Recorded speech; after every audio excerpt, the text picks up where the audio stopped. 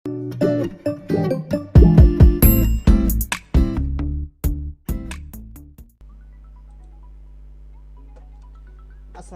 warahmatullahi wabarakatuh. Alhamdulillahirobbilalamin. Semoga kalian diberikan kesehatan dan keselamatan.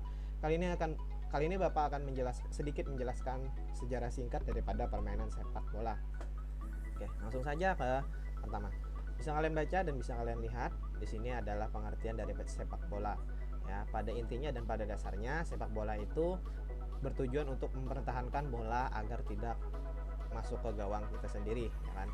Nah, disitulah pada dasar daripada permainan sepak bola. Di situ juga dijelaskan bahwasanya 11 orang pemain, di mana diantaranya 1 orang penjaga gawang, ya kan? Nah, 10 orang tidak diperkenankan untuk menggunakan tangan.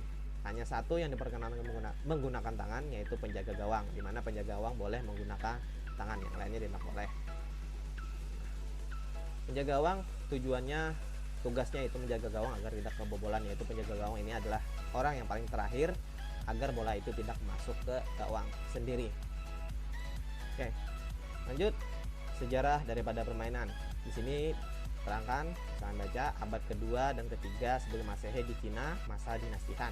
Masyarakat menggiring bola kulit dengan menendang ke jaring kecil, ya kan? Di sini sejarah daripada sepak bola dunia yang ada di Cina. Ya, sejarah olahraga sepak bola dimulai sejak abad kedua ketiga sebelum Masehi di Tiongkok, Cina pada masa dinasti Han tersebut. Ini Tongshou, jalan pertandingan untuk melatih fisik tentara dan saat kaisar merayakan. Jepang dikenal istilah dengan kemari, ya, dengan sebutan kemari. Kemudian di sini di bangsa Romawi disebut dengan Haspatun. Di Yunani kuno disebut dengan Epes Hirus, ya. Di Perancis, Normandia dan Inggris disebut dengan Clou, ya kan? Dan ini di sejarah di Italia, ya kan? Di Italia permainan menendang juga digemari, ya kan?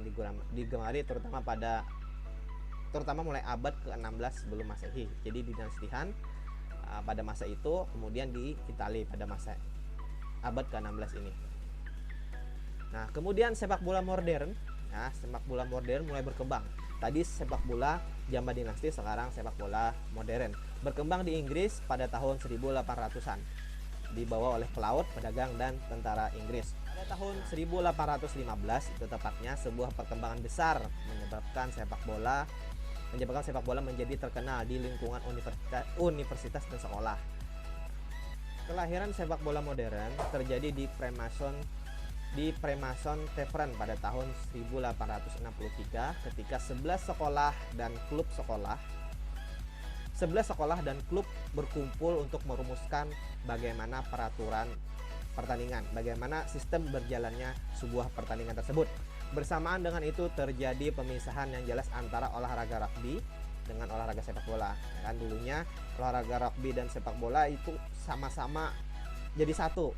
Nah, jadi satu. Mungkin seperti itu ya pada saat zaman sebelum masih berkembang, ya. Sekarang sudah masuk modern, yaitu oleh karena itu terjadi pemisahan yang sangat jelas, ya kan, antara olahraga rugby dan sepak bola. Oke. Nah, tadi pada tahun 1800-an Inggris mengklaim bahwasanya mereka menemukan sepak bola dengan sepak bola modern, ya, terutama dengan aturan-aturan ini. Akan tetapi di Paraguay, yaitu suku Guarani pada tahun 1793 juga mengklaim menemukan olahraga sepak bola ini.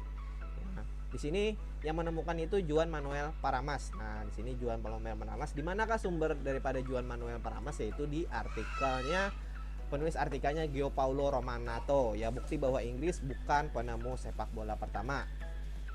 Pada tahun 1904, nah, asosiasi tertinggi sepak bola dibentuk, yaitu FIFA, ya kan. Ini FIFA, yaitu dalam kepanjangan dari FIFA adalah Federation International Football Association. Ini dibentuk pada tahun 1904.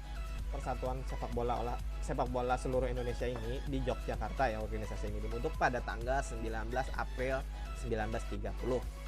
Berikut adalah logo daripada PSSI kita.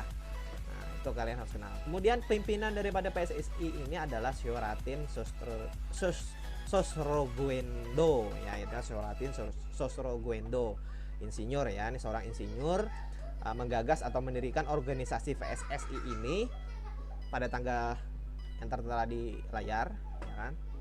Pada tanggal itu dibentuklah organisasi sepak bola, karena sebelumnya Indonesia juga sangat digemari, ya.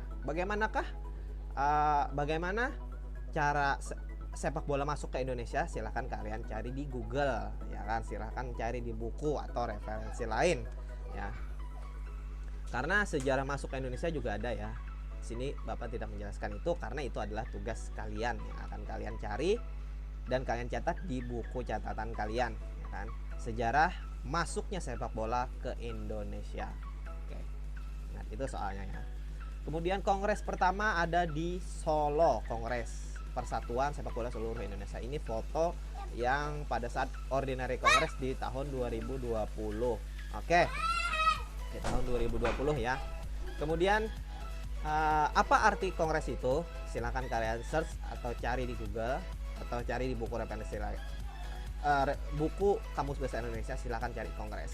Nanti di bawah daripada sejarah masuknya sepak bola ke Indonesia, kalian jelaskan itu. Kemudian di bawahnya apa dikotaki, apa yang disebut dengan kongres, ya kan? Atau kongres artinya bla bla bla. Nah, itu nantilah itulah nanti tugas kalian. Oke, sampai di sini dulu. Terima kasih kalian sudah menonton sampai habis. Jangan lupa subscribe dan nyalakan tombol notifikasinya. Kemudian silakan search langsung atau silakan cari di solusibapak.blogspot.com. Kali aja ada materi yang ingin kalian download, ingin kalian cari. Di situ soal-soal atau apapun di situ bisa kalian cari, ya. Langsung aja mantengin solusibapak.blogspot.com. Oke, hanya ini yang bisa Bapak sampaikan. Terima kasih kepada kalian semua. Semoga kalian sehat dan selalu diberikan umur yang baik. Dan juga jangan lupa kalian cuci tangan pakai sabun, pakai masker jika keluar rumah, social distancing sama teman-teman, ya. Jangan hindari berkerumunan atau mengerjakan secara berkelompok, ya. Ini Bapak tekankan lagi, hindari mengerjakan secara berkelompok. Social distancing, ingat. Kemudian cuci tangan pakai sabun, ingat pakai masker jika keluar rumah. Lindungi diri kalian terutama agar kalian bisa melindungi orang lain. Oke, terima kasih. Assalamualaikum warahmatullahi wabarakatuh.